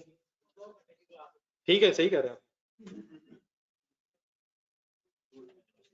ये वर्किंग डन है सर, वर्किंग डन है। थोड़ा सा नीचे जाके एक बोल्ड सेंटेंस ढूंढे पेज नंबर 177 के एंड से थोड़ा सा ऊपर, अगर ये डिविडेंड डिक्लेयर ना हुआ होता तो आप लाख डिवाइड बाय 10,000 करते। नेक्स्ट पेज पे आ जाए, example number 3। A company has 10,000 ordinary shares and 10,000 10% or rupees to each preference shares in issue throughout 2012. Profit after tax 1 lakh in 2012. Calculate the earnings, सिर्फ earnings, EPS नहीं calculate करनी हमने, वो भी वैसे कैलकुलेट कर लेंगे, डाटा शायद है, लेकिन मेन फोकस अर्निंग्स। अर्निंग्स किसे कहते हैं, न्यूमरेटर में है क्या, प्रॉफिट आफ्टर टैक्स में से माइनस भी होना है, तो ये बस ये डिसीजन लेना हमने कि माइनस होना ही है। 4 इंडिपेंडेंट सिनेरियोज हैं, assuming that preference shares are, आराम आराम से मेरे साथ। सिनेरियो एक कि सपोज ये जो प्रेफरेंस शेयर्स हैं ये नॉन कम्युलेटिव है, नॉन रिडीमेबल है, ब्रैकेट में जाएं, दैट इज इक्विटी क्यों बोला उसने, इररिडीमेबल प्रेफरेंस शेयर्स प्रेजेंटेशन में कहाँ आते हैं? इक्विटी में ही आते हैं। रिडीमेबल प्रेफरेंस शेयर्स प्रेजेंटेशन में नॉन करंट लायबिलिटीज में आते हैं। वो तो बेटा उनका डिविडेंड होता है। रिडीमेबल प्रेफरेंस शेयर्स के पैसे लायबिलिटीज में, इररिडीमेबल प्रेफरेंस शेयर्स के पैसे इक्विटी में, irredeemable preference dividend retained earning से कॉलम में, और redeemable preference dividend differential charges में। तो डिविडेंड डिफरेंशियल चार्जेस और इक्विटी में आना, चेंजेस इन इक्विटी में आना। जो अमाउंट अगेंस्ट शेयर्स है वो अगर रिडीमेबल की है तो नॉन करंट लायबिलिटी है, और अगर इररिडीमेबल है तो इक्विटी का पार्ट है। ऑर्डिनरी शेयर्स भी और इररिडीमेबल प्रेफरेंस शेयर दोनों इक्विटी में क्लासिफाई होंगे। तो ये नॉन रिडीमेबल है, देयरफॉर इक्विटी में प्रेजेंटेशन के एंगल से उसने लिखा। ब्रैकेट के बगैर दोबारा पढ़े, नॉन कम्युलेटिव है, नॉन रिडीमेबल है, और लेट्स अज्यूम डिविडेंड डिक्लेयर हो गया है। क्या सर जी किसमें से माइनस कर देंगे? हो आराम से, सेल में से माइनस कर देंगे। Relax sir, relax sir. Profit after tax ढूंढे 1 लाख। प्रेफरेंस डिविडेंड माइनस करूं, क्यों माइनस करूं? नॉन कम्युलेटिव है और डिक्लेयर हो गया है। अमाउंट प्लीज सॉल्व कर लीजिएगा। 2000 बनती है। तो what is 98,000 as it is? ये अर्निंग्स है। और अगर आप 10,000 ऑर्डनरी शेयर से डिवाइड करेंगे तो ऑब्वियसली अर्निंग्स पर शेयर आ जाएगी। उस पर हमारा फोकस इस वक्त नहीं है। What is 98,000 earnings in this case? Scenario B पहले करवा दें जरा, फिर आप साथ साथ चाहे लिख लीजिएगा, नीचे लंबा सा आंसर है। अगर ये नॉन कम्युलेटिव है, नॉन रिडीमेबल है एंड डिविडेंड डिक्लेयर नहीं हुआ, तो ₹1,00,000 ही क्या कहलाएगा? Earning minus zero. Minus zero क्यों? डन है सर, डन है, डन है सर। सी इंपॉर्टेंट, कम्युलेटिव है, रिडीमेबल है एंड डिविडेंड इज डिक्लेयर्ड।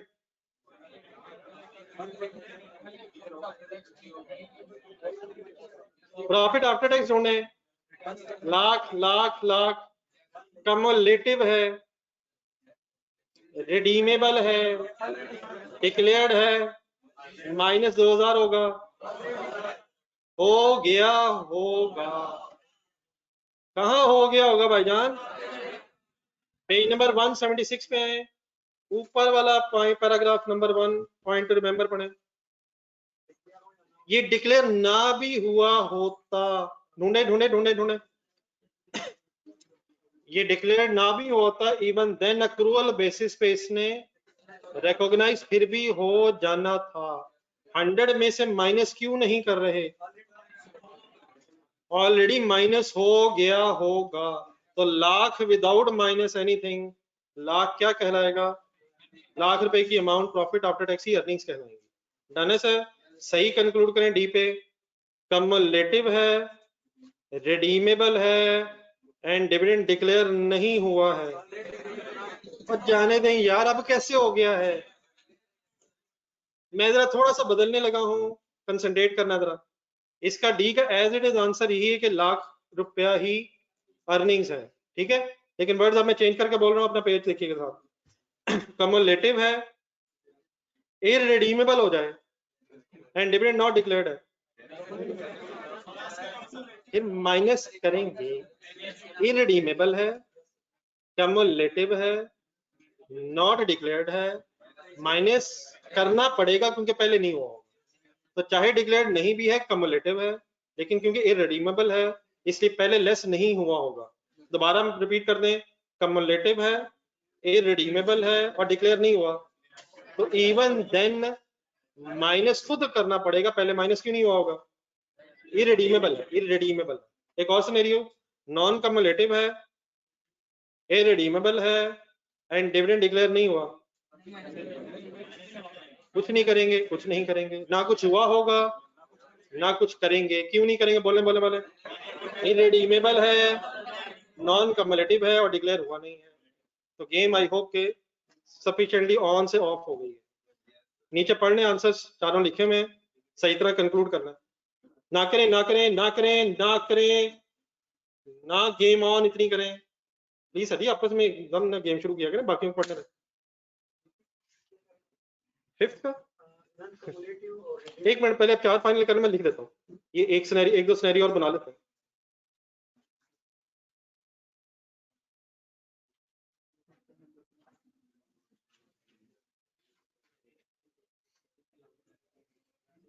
ये चारों आंसर पढ़ने हैं सर, 3A 3AB 3D, एक नजर देखिए नहीं प्लीज, नीचे पढ़ना है, उसकी एक्सप्लेनेशंस लिखी हुई हैं, पेन हाथ पे रख के पढ़े, कमेंट्स पढ़े नीचे। जर्नलिस्ट फ्रेंड्स पहले ये 4 सिनेरी फाइनल करना है, ABCD जो एज इट इज लिखा, फिर जो मैंने एक दो एक्स्ट्रा बोले वो लिख के कर लेते हैं, ये तो अल्लाह का शुक्र है बड़ा टाइम पड़ा।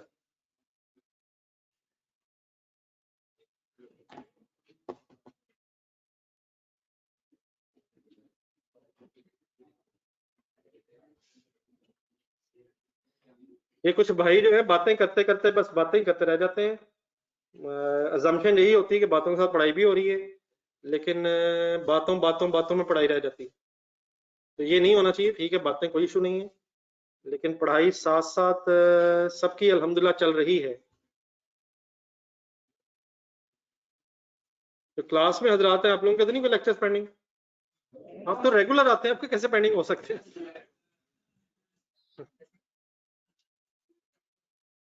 लेक्चर होते ही इतने सारे, बंदा क्या करे? कोई नहीं मसला है सर, भाई को छोड़े, अपना सोचे। भाई ने इंशाल्लाह 15 मिनट में कवर कर लेने, आप छोड़े इस बात, 15 मिनट में ज्यादा है, एक एक सेकंड में पूरा पूरा लेक्चर फाइनल हो जाता है। ये गया, ये गया, ये गया, ये नहीं आना, ये वाला नहीं आना, ये नहीं आना, ये रेलिवेंट है, ये रेलिवेंट है, नॉन कम्युलेटिव है।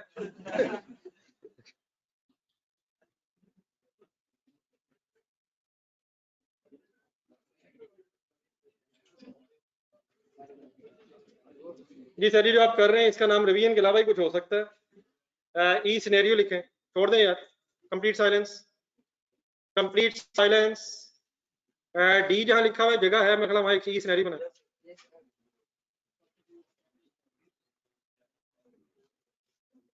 कम्युलेटिव, बेटा वाजे खत्म, कम्युलेटिव लिखना आप लोग, and irredeemable and the dividend is not declared, लिख के करना, आंसर बताएं जिसका।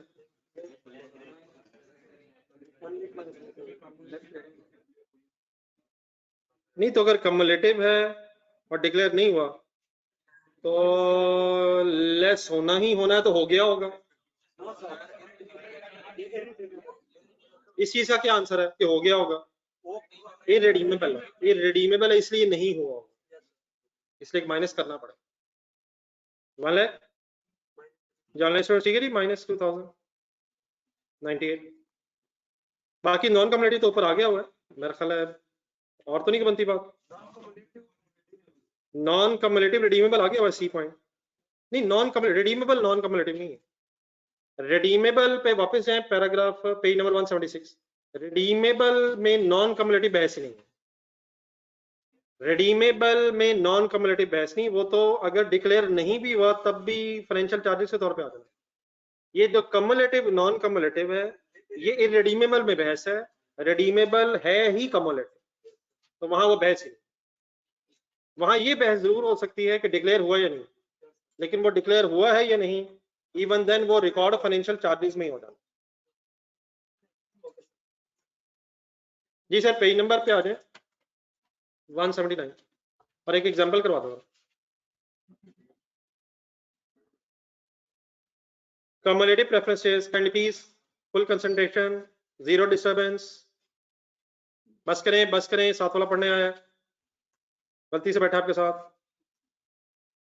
वो गलतियां बार बार वैसे कर रहा है साथ वाला, इंशाल्लाह आइंदा नहीं। In year ended 31st December 2011, entity G made profit after tax of 3.5 million. Entity has 1 million 10% cumulative irredeemable preference share capital in issue. Calculator पकड़े, ब्रैकेट सॉल्व करें। This would entitle investor to receive a dividend of 1 lakh. कैसे? ये 1 million जो दिया हुआ है ये shares दिए हुए या रुपीस है? ये रुपीस बड़ा साथ लिखा हुआ है, छोटी छोटी चीजें इंपॉर्टेंट हो जाती हैं। अब ये ऑलरेडी रुपीस है तो मल्टीप्लाई बाय 10%, 1 लाख का प्रेफरेंस डिविडेंड बनता है। Entity G had 1 million ordinary shares in issue throughout the year entities basic EPS आपने कैलकुलेट करनी है 2011 की, फार्मूला जहन में लाएं। 35 लाख प्रॉफिट आफ्टर टैक्स है, डिविडेंड 1 लाख है, सब कुछ सोच लें, बता दें क्या करूं इसका, सारा डेटा पढ़ लें और भी जो नजर आता है। 35 लाख प्रॉफिट आफ्टर टैक्स है। ऑनलाइन स्टूडेंट्स प्लीज यहां बताएंगे कि मैं लाख माइनस करूं या ना करूं। कम्युलेटिव है, इरिडीमेबल है, डिक्लेयर्ड का बताया ही नहीं हुआ है, वो जरूरत क्यों नहीं है, डिक्लेयर हुआ है या नहीं हुआ है, माइनस होना है क्योंकि कम्युलेटिव है, और माइनस ऑलरेडी क्यों नहीं हुआ होगा, इरिडीमेबल है, बाद में माइनस होगा। तो क्या ये बताना जरूरी था इसके लिए कि ये डिक्लेयर हुआ है या नहीं? हुआ होता तब भी यही डिसीजन होना था, और अगर डिक्लेयर नहीं हुआ तब भी माइनस ही होना है। बेस में नंबर ऑफ ऑर्डिनरी शेयर्स बता दें, 1 मिलियन ढूंढने लिए कहीं 1 मिलियन, 1 के साथ मिलियन, आंसर बता दें what is 3.4 earning per share. अच्छा, इसके साथ पर शेयर लिखना कंपलसरी है, ये परसेंटेज नहीं है। ईपीएस 3.4 सफिशिएंटली नहीं है, सही 3.4 पर शेयर। एक नीचे नोट लिखा हुआ है, इस कैलकुलेशन के नीचे ढूंढे, काइंडली नोट पढ़े। 1 lakh deducted above would be deducted if deducted irrespective of whether a dividend has been declared or not. However, if these preference shares had been non-cumulative, then the dividend would have been declared. Sorry, it would have been deducted only when if it is declared by the company. I hope कि अब sufficiently ये बहस आपके ज़हन में set हो गई है। यहाँ तक जो हमने बहस की है वो ये है कि अर्निंग्स पर शेयर का फॉर्मूला है earnings divided by number of shares. बल्कि पूरे वर्ड दोबारा हो जाएगा, पिछले पेज पे जाए, पेज नंबर 176 पे जाए। अर्निंग्स क्या होती हैं, कैसे आती हैं? अल्हम्दुलिल्लाह, एक मिनट, अर्निंग्स कैसे आती हैं, क्या होती हैं, ये सारी बहस अल्हम्दुलिल्लाह आपने खत्म कर दी है। अब डिवाइडेड बाय की बहस रह गई है। Weighted every number of shares outstanding throughout the year, पूरे वर्ड ज़हन में रख के वापस आ जाएं और सारा फोकस पेज नंबर 179 पे ले आए। क्या बहस हो गई है, क्या शुरू हो गई है? अर्निंग्स की बहस हो गई है, शेयर्स पे बहस शुरू होने लगी है। कहाँ पे? 1 मिलियन नहीं, जाने दे, नीचे लिखा 1 मिलियन यार, एक और 1 मिलियन ढूंढने, 1 मिलियन इंग्लिश में यार, ऑर्डिनरी शेयर्स, वो वाला 1 मिलियन मैंने लिया जो नीचे, वो तो 1 million rupees of redeemable preference है, 1 मिलियन ऑर्डिनरी शेयर्स है। Earning per share divide by number of ordinary shares, तो ये नीचे जो 1 मिलियन लिया, ये लिया मैंने, वो तो 1 मिलियन रुपीज है। ये आपके करें, नहीं वो देख लेते हैं, लेकिन डिक्लेरेशन का पता होगा तो लेस करेंगे, अदरवाइज नहीं। वो देख लेते हैं, अगर कभी आया सवाल मेरे ख्याल बताएगा कि हम नहीं बताएगा तो देख लेते हैं। नहीं, यहाँ तक ये क्लियर करना, फिर इंशाल्लाह सवाल देख सकते हैं। जी सर जी, आप हेडिंग आपकी आ गई, basic number of share. Sir जी बस करें यार प्लीज, बस hold on. Overview, in the event that there was no movement in share during the year, अपने जहन में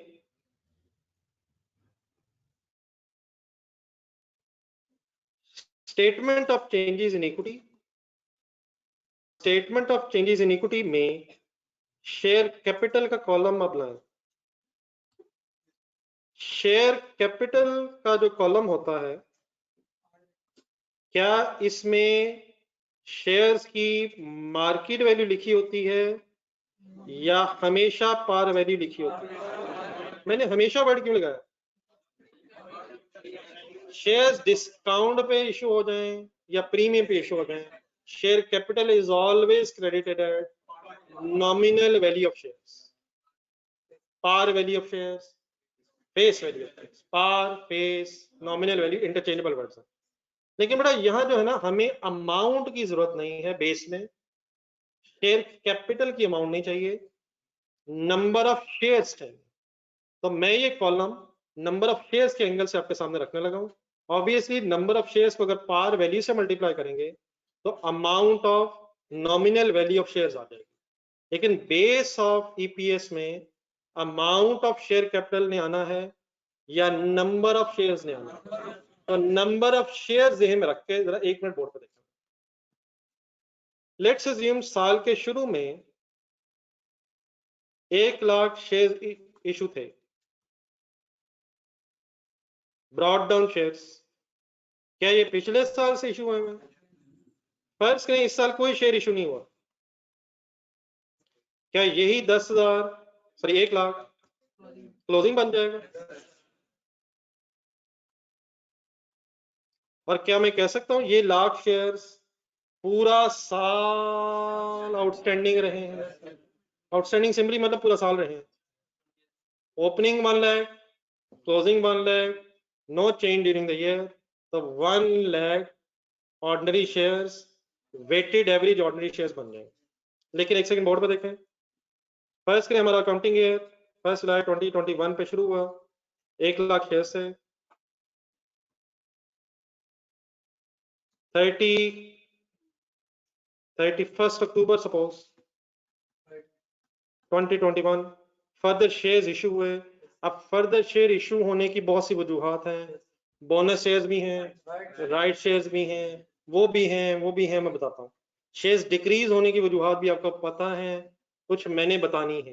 लेकिन लेट्स अज्यूम शेयर्स इशू हुए, issue of shares for cash, double entry बनो, कैश डेबिट हुआ होगा, शेयर कैपिटल क्रेडिट हुआ होगा। लेकिन मैं यहाँ number of shares for example लिख रहा हूँ। लेट्स अज्यूम आपके 40,000 शेयर्स और इशू हुए, आपका क्लोजिंग बैलेंस देयरफॉर 140,000 सॉरी हो जाएगा।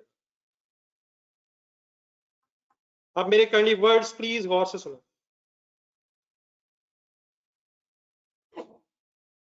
What is opening balance of shares?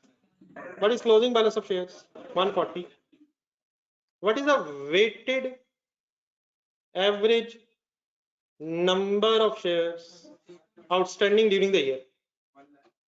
एक वेट वर्ड है, वेट, वजन, वजन, borrowing cost, capitalisation rate, weighted borrowings outstanding. कहाँ कौन बोरिंग?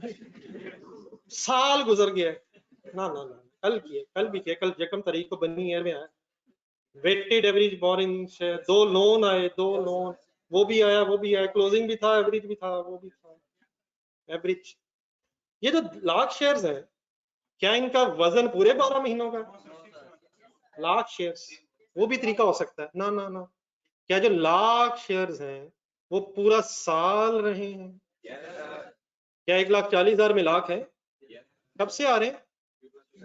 तो क्या इन लाख शेयर्स का वजन पूरे 12 महीने? ये 12 महीने रहे हैं, 12 महीने रहे।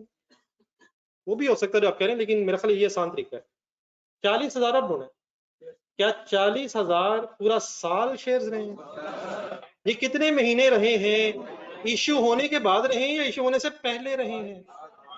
किस दिन इश्यू हुए हैं? हमारा ईयर एंड क्या बनेगा अगर 1 जुलाई को स्टार्ट हो रहा था? 30 जून 2022। महीने गुजरे, गिने जरा कितने महीने पहले ये इश्यू हुए थे? नवंबर, दिसंबर, जनवरी, मार्च, अप्रैल, मई, जून, 9 नहीं 8, ये 30 गिनना अलाउड है। क्या लाख शेयर्स पूरा साल आउटस्टैंडिंग रहे हैं? क्या 40,000 शेयर्स 8 महीने आउटस्टैंडिंग रहे हैं? तो क्या लाख शेयर्स का वजन पूरा लाख है? लाख शेयर्स इंटू 12/12 12 महीनों का वजन है। लेकिन 40,000 शेयर्स का क्या करेंगे? मल्टीप्लाइड बाय 8/12 करें जरा, 8/12। क्या ये क्या ये क्या ये क्या ये क्या ये weighted average balance of share of 40,000। 40,000 shares का इस साल वजन कितना बनता है? 26,000 शेयर्स के बराबर पूरा साल का वजन बनता है। क्या लाख शेयर्स का वजन पूरा है? कितने महीनों का है? लेकिन 40,000 शेयर्स का। तो ये वजन हमें कब कैलकुलेट करने पड़ेंगे? और अगर पूरा साल शेयर्स आउटस्टैंडिंग रहे हैं, कोई मूवमेंट नहीं है, तो जो ओपनिंग है जो क्लोजिंग है वही वेटेड एवरेज भी है। अदरवाइज अगर शेयर्स इशू हो गए हैं तो हम वेट कर सकते हैं बेस्ड ऑन टाइम। तो 1 लाख लिखें कैलकुलेटर पे, प्लस दबाएं। 1 लाख का वजन 1 लाख ही है 12/12, लेकिन 40,000 multiplied by 8/12 is equal to हो जाएगा 126,000 is weighted average number of shares जो ईपीएस की बेस में आएंगे। तो सेंस समझ आई है? असल में एक लॉजिकली बात जरा सुनने, ये हो क्यों रहा है?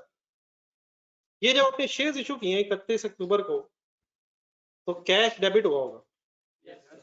जो 1 लाख शेयर्स हैं, concentration for the 1 lakh shares के अगेंस्ट जो कैश था, वो तो पूरा साल प्रॉफिट कमाने के लिए अवेलेबल रहा है। वो कैसे पूरा साल, पिछले सालों से आ रहा है, पूरा साल अवेलेबल रहा है। तो उस 1 लाख के शेयर 1 लाख शेयर्स के कैश ने पूरा साल प्रॉफिट कमाने में हेल्प की है। लेकिन ये 40,000 जो शेयर्स हैं, इनका जो कैश है, इसने बस कितने महीने प्रॉफिट कमाने में कंट्रीब्यूट किया होगा।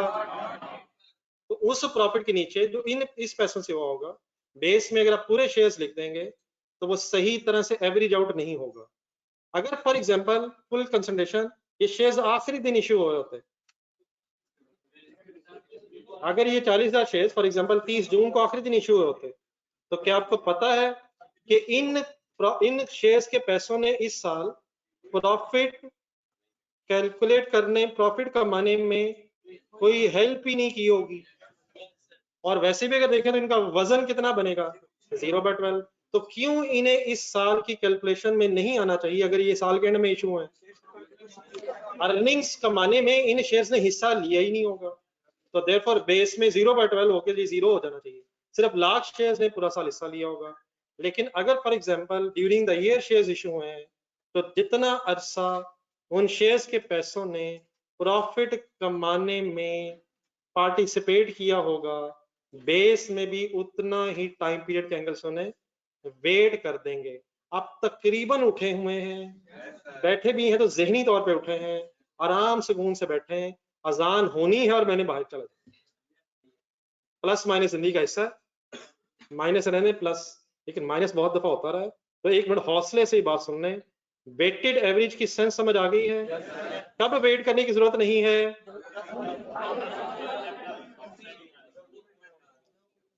और कब वेट करेंगे? अगर मूवमेंट हुई है। और वेट करने का तरीका क्या होगा? टाइम को कंसिडर करना। इंशाल्लाह ये गेम दोबारा कल यहीं से शुरू करेंगे। होमवर्क्स में मेरी तरफ से दिस्तगिल की एक अच्छी सी एफर्ट है, without looking at the answer. बहुत दफा आपने कर लिया हुआ है, लेकिन सेल्फ प्रैक्टिस करनी करें। और नंबर 2 शायद इम्पेयरमेंट लॉस के मैंने कुछ क्वेश्चन दिए। अल्लाह हाफिज। पेंडिंग ना करें चीजें, साथ साथ चलाएं। Online students okay? टेस्ट कल रहने दें, जरा थोड़ा सा अच्छे वाला टेस्ट दें जरा, तो अपने आप को जरा अकॉर्डिंगली प्रिपेयर पहले कर लें, ताकि जरा झटका जरा अब्सॉर्ब हो जाए। ये जो आपने बात की है,